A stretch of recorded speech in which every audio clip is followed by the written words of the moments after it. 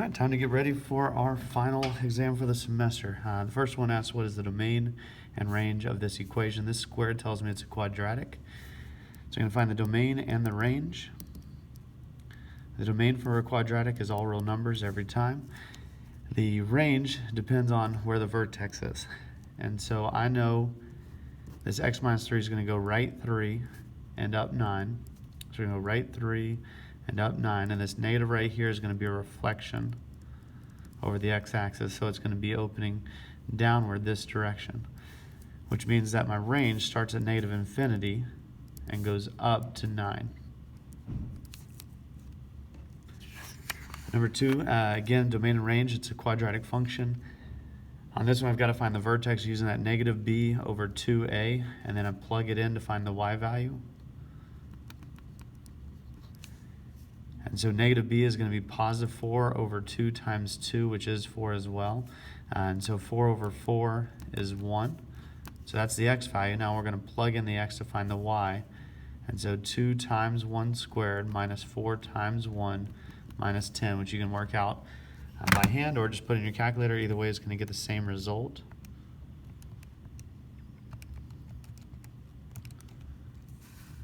Put in the calculator exactly as it is, and it says negative 12.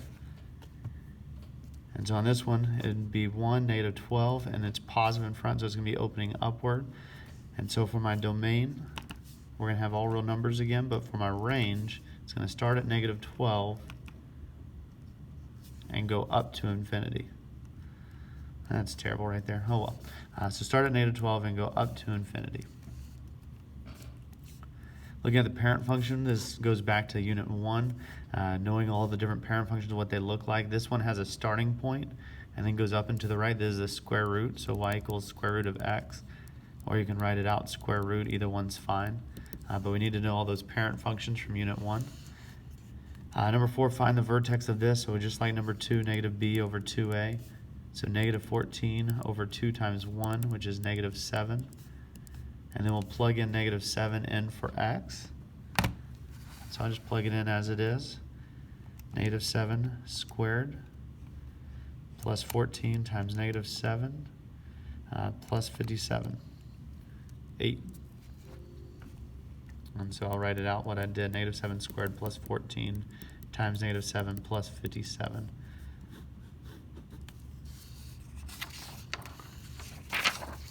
All right, number 5, find the inverse of each of the following. To find the inverse, you switch the x and y, and then solve for y. Switch the x and y and solve for y. So letter A, I'll just work out right here. So we're going to switch the x and y. X equals 4y minus 3. And so we'll add 3 over. X plus 3 equals 4y. And then we'll divide by 4. So divide everything by 4. So y equals x plus 3 over 4, I'll take that. Or you could also write, divide each by 4, 1/4 x plus 3/4. Either one of these are fine. Letter B, do the same thing. We'll switch the x and y. And then we'll solve for y. So in this one, we got to get rid of the 4 first. We're going to multiply by 4. And then we'll add 5 over 4x plus 5 equals y. So there's letter B. Letter C is a little bit quicker. We've got x equals y plus 11. Subtract 11 over, and that's it. And letter D is just like letter B. So we're going to multiply by 3, and then subtract 7.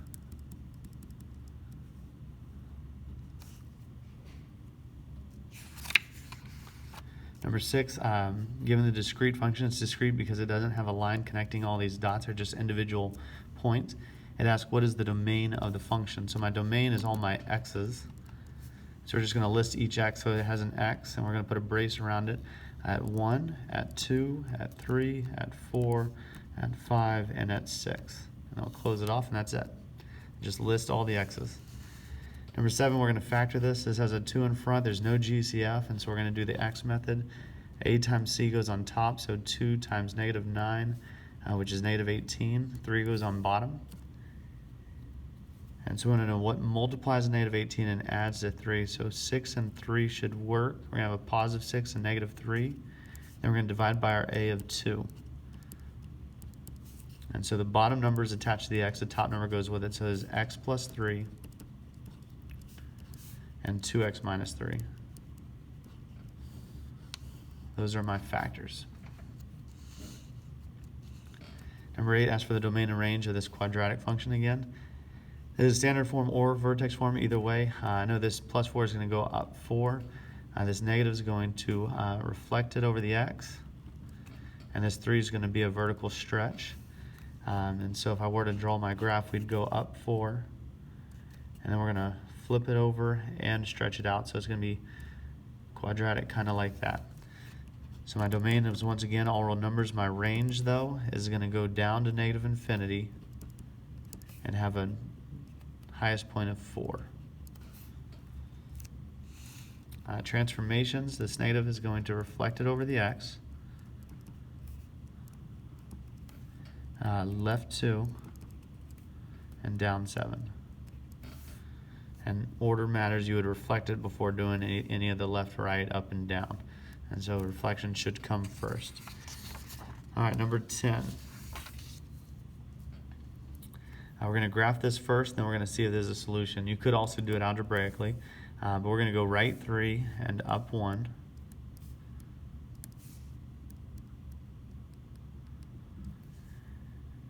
I know there's no vertical stretches or compresses, so when I go over 1, 1 squared is 1. We'll go up 1. When I go over 2, 2 squared is 4. 1, 2, 3, 4.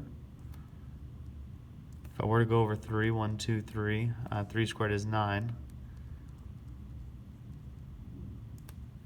And so here's my points for my quadratic. And now this is a dotted because there's no equals. And we're going to shade above because it's greater than.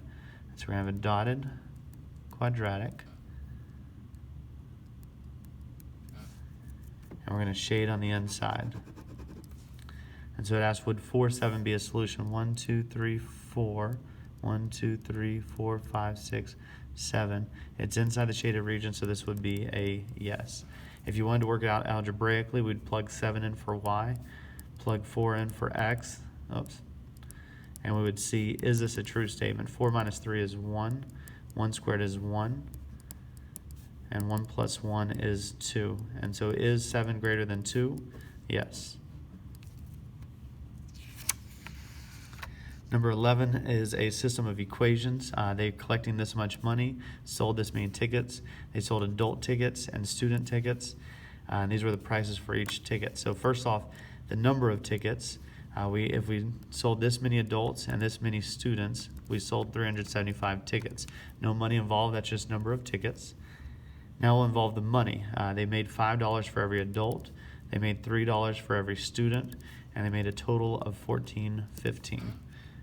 And so we're going to plug this in the calculator with our matrix. You could solve it with substitution or elimination if you wanted to solve it by hand. But if we did matrices, this one has 2 rows and 3 columns. We're going to do a 2 by 3. 1, 1, 375, 5, 3, 14, 15. So just listing all the coefficients.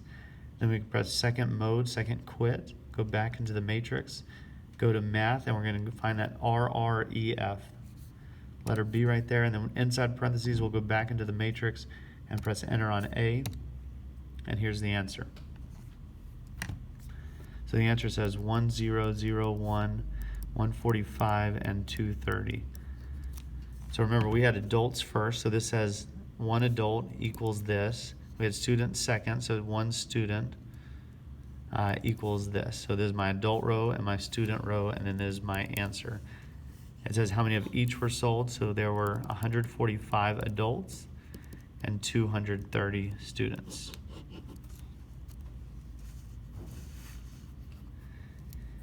Devin went to the outlet mall. Jeans were sold $25 a pair. So again, we've got a system of equations, and so we've got to set it up. And so it looks like they bought jeans, shirts, and hats. So we've got jeans, shirts, and hats. It also says down here, X is actually the number of jeans. So this is going to be my X, Y is going to be my shirts, and H is going to be my Z. I'm going to keep J, S, and H in my equation, though, just so I remember which one's which. All right, so she spent a total of $215. That's money, so we're going to use all the money. So we've got 25J plus 15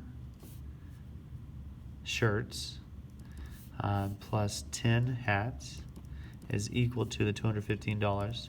She bought 14 items, so the number of jeans plus the number of shirts plus the number of hats is 14. She also bought 3 times as many shirts as hats, so that's more shirts. So I should have more shirts. And so we're going to have 3 times my 8. So we're going to multiply whatever my hats is by 3 to get the number of shirts. This makes more shirts, which that's what I want, more shirts. So 3 times the number of hats gets the bigger number of shirts. But I need these to be on the same side to put them in matrix order. So I'm going to move this S over here. So 3H minus S equals 0. So the 3H is positive. I'll put it in my H column. This is negative. I'll put it in my S column equals 0. So there's my matrix. There aren't any genes on this one, so that's going to be a 0 down there. So we go back into our matrix. We'll go to edit. This one now is a 3 by 4. And then we'll put in all our coefficients. So we've got 25, 15, 10, and 2, 15, 1, 1, 1, 14, 0, negative 1, 3, and 0. Go back into the matrix, go to math, RREF, plug in matrix A, and there's my answer. And so jeans were 2, shirts were 9, and hats were 3. And you can just check it. Bought 3 times as many shirts as hats. Hats were 3, shirts were 9. 3 times 3 is 9. That looks like it checks. So now let's make sure we answer the question. It says write a system equation below that would represent the situation. So actually I just wanted the equation. So this is enough. But this is also the final answer if you were to solve it. All right, number 13. So I actually did more than I had to on 12. Solve the following equation. I want to get x all by itself. So we're going to start off by subtracting 4. So if I move this 4 over, it becomes 9. And now I'll square root both sides. When we square root, we always put plus or minus in front. So we get 3x minus 8 equals plus or minus 3. And now I'll branch this with the plus and minus. So 3x minus 8 equals 3, and 3x minus 8 equals negative 3, and we'll get both answers. So we'll add 8 over and get 11, divide by 3, x equals 11 over 3. Add 8 over, negative 3 plus 8 is 5, and divide by 3, so x equals 5 over 3. These are my 2 values of x. All right.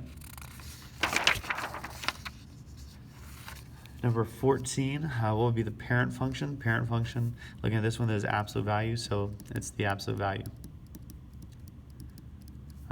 Y equals absolute value of x would be the equation. So we're going to graph the system of linear inequalities. I need to solve for y. And so, let's see, 2x minus y is less than or equal to 3, and 5x plus y is greater than 8. We'll subtract 2x. And then we'll divide by negative. When we divide by negative, it's going to switch my inequality and all my signs. So y is greater than or equal to 2x minus 3. Right here we'll subtract 5x, and y is greater than negative 5x plus 8. And now we'll graph these.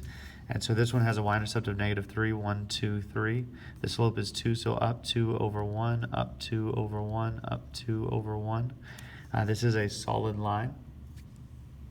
And so I'm going to go ahead and I'll use my ID to do this. There's a solid line going through all these points.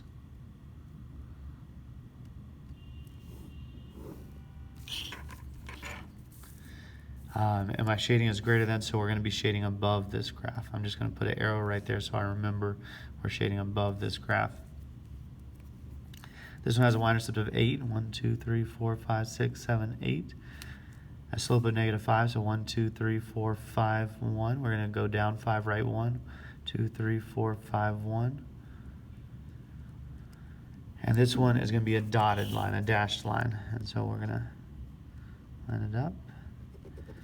We'll make our dotted line going through these points. and this one is greater than, so we're going to shade above this line as well. So we're going to shade it up here. And so my common shaded region is up here. So this is my final solution. Any coordinates inside this shaded region would be a solution to this system of equations. Solve for x. For this one, we want to isolate the absolute value.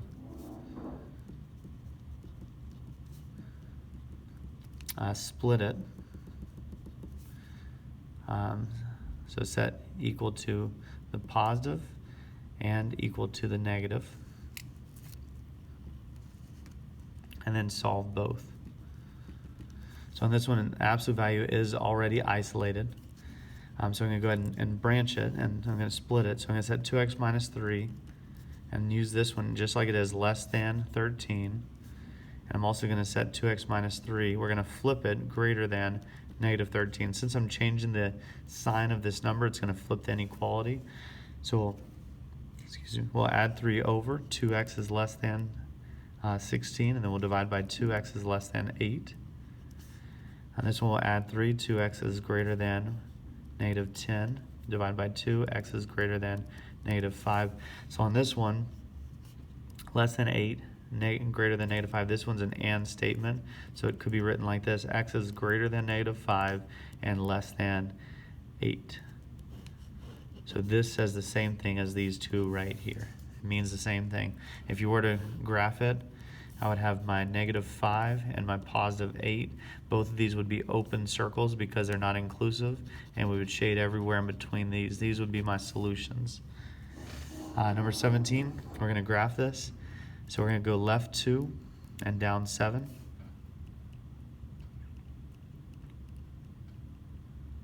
So there's my vertex right there. This one is going to be opening up, and we have a vertical stretch of 2. So normally when I go right 1, I go up 1 because 1 squared is 1, but we're going to multiply this by 2 to make it go up 2. Right 2, 2 squared is 4, and we're going to multiply by 2 to make it go up 8. If I were to go 3, 3 squared is 9, 9 times 2 is up 18, but that's probably going to go off my graph. So we're going to go over 1 up 2, over 2 up 8, 1, 2, 3, 4, 5, 6, 7, 8.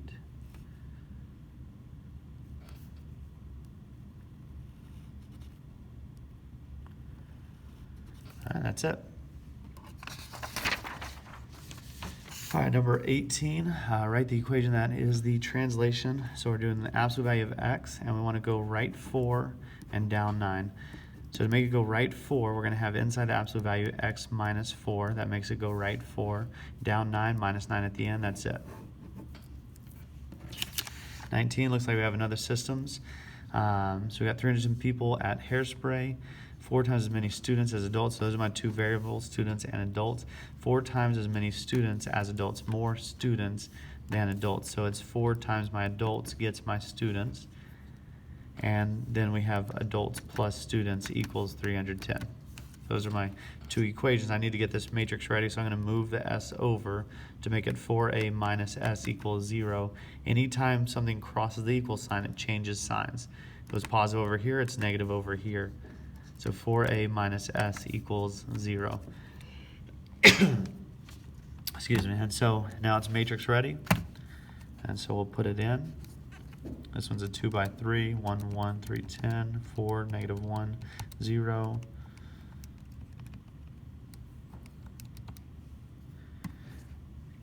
And so adults is 62, students is 248. And it wanted the number of adults and students, so it wants both of them. Solve the following. I'm just going to check and see if anything's missing. Make sure it's in order. It is in order, nothing's missing, so it's ready to go in. This one's a 3 by 4. That's what I just put in all the coefficients. So we got 3, 2, negative 1, 11, 2, negative 1, 2, negative 3, 1, 3, negative 1, 8.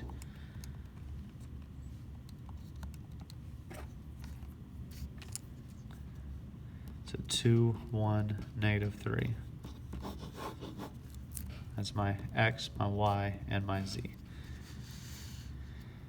what is the value of x for the solution to the following equation? So it doesn't want both, it just wants the x. And so I need to solve it.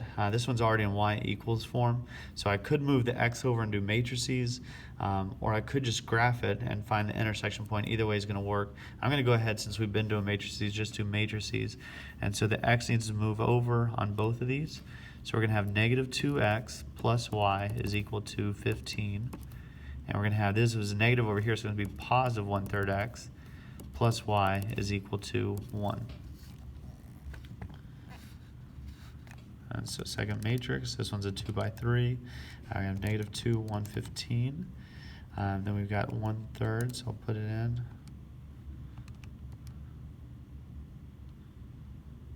I'll put it as a division, it's the same thing. 1 and 1.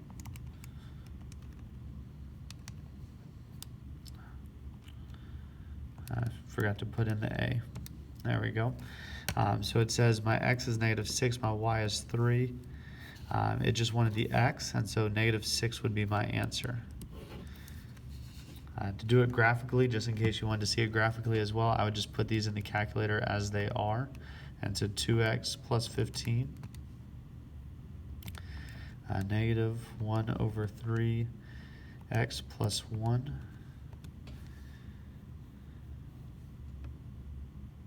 So there's my graph, and then we'll find the intersection. So we'll go to calc, second trace, go to that fifth option, and then press enter 3 times. And it says the intersection is negative 6, 3, which that's what we got. The x value is negative 6.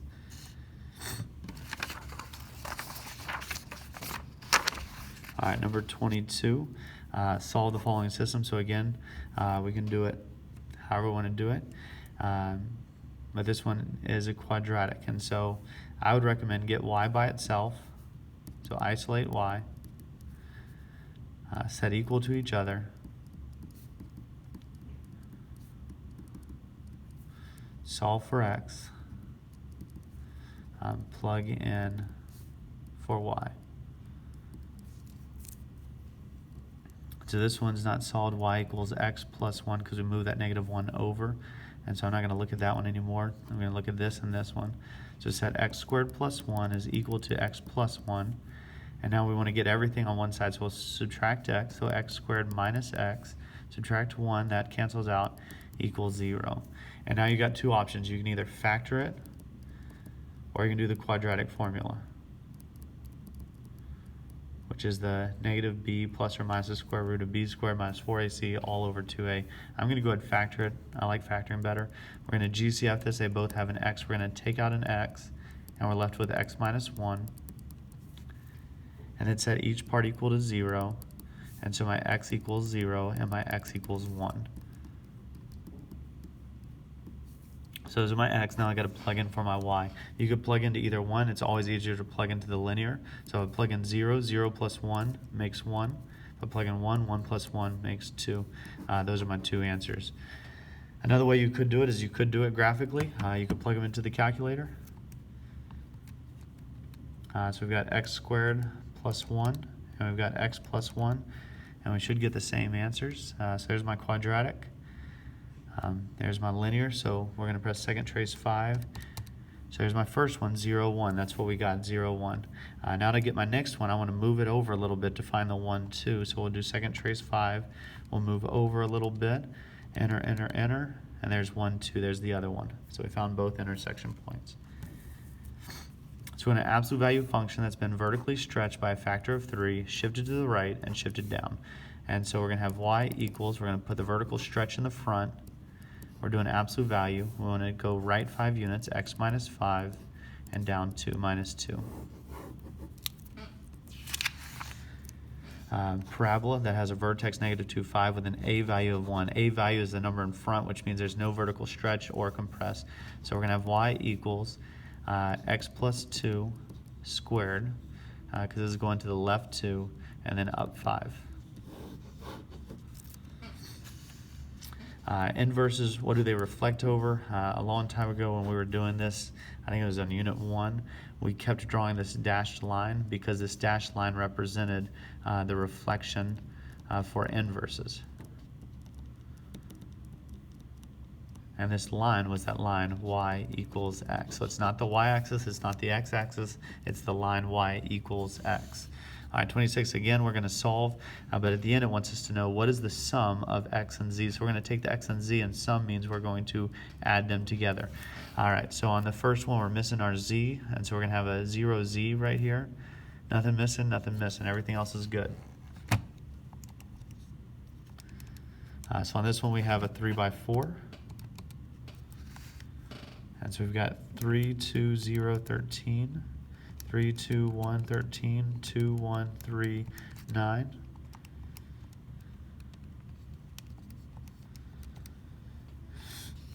So it gives me my answer 5, -1, and 0. This is my x, my y, my z.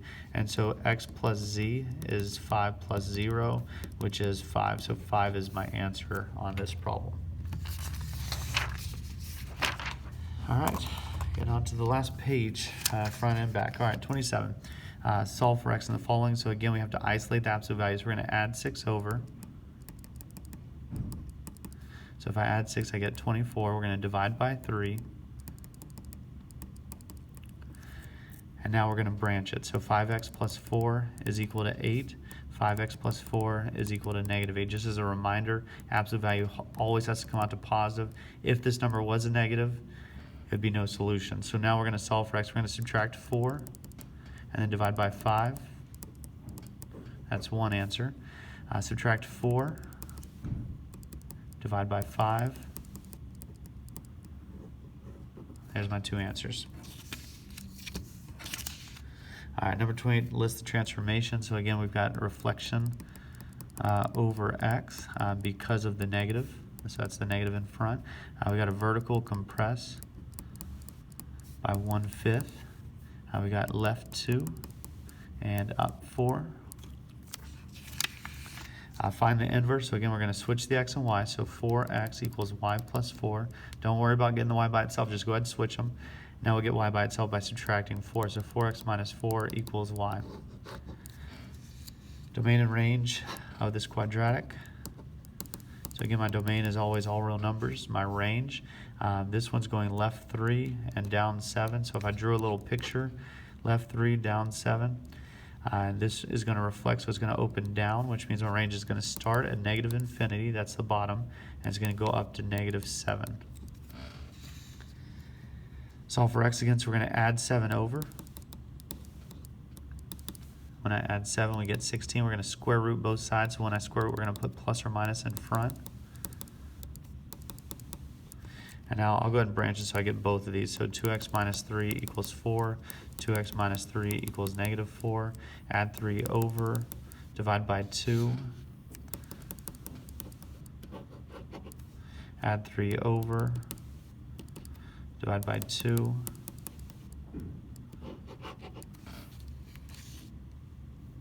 And if you wanted to, you could check your work by plugging these in to the original, making sure they work. And so this is what it looks like to check your work in the calculator. I'll put in just as it is. So 2, I'm going to put in my x of 7/2.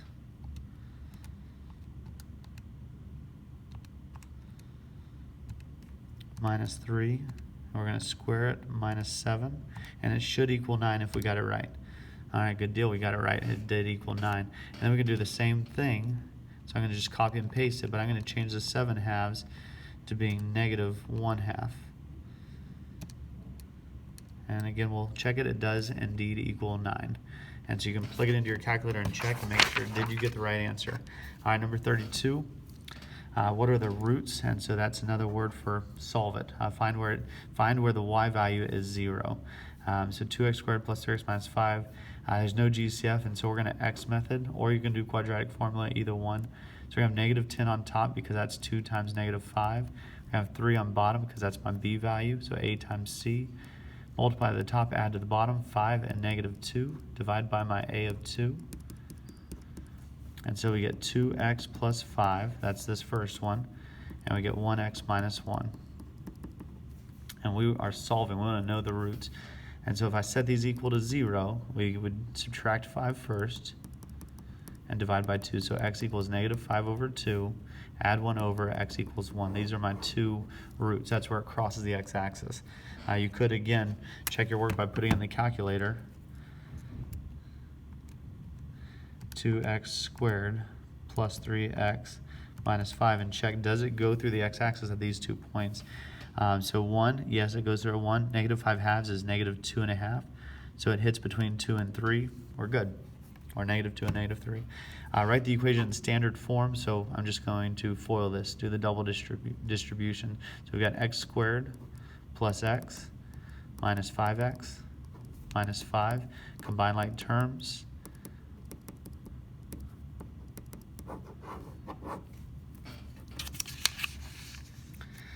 Alright, so I need to find the vertex, do the negative b over 2a.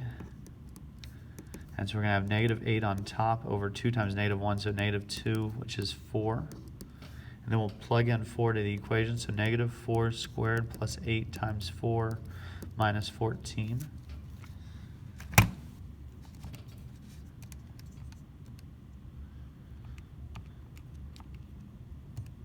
Put the squared on the outside just like this, plus 8 times 4 minus 14 gets me 2. So we're going to start at 4, 2, 1, 2, 3, 4, 1, 2. This one is reflecting, so it's going to go downward, but there's no stretch or compress. So we're going to go over 1, down 1, over 2, down 4, 1, 2, 3, 4.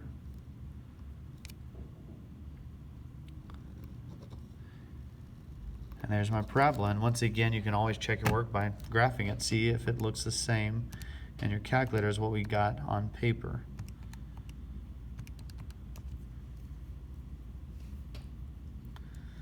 Looks pretty good.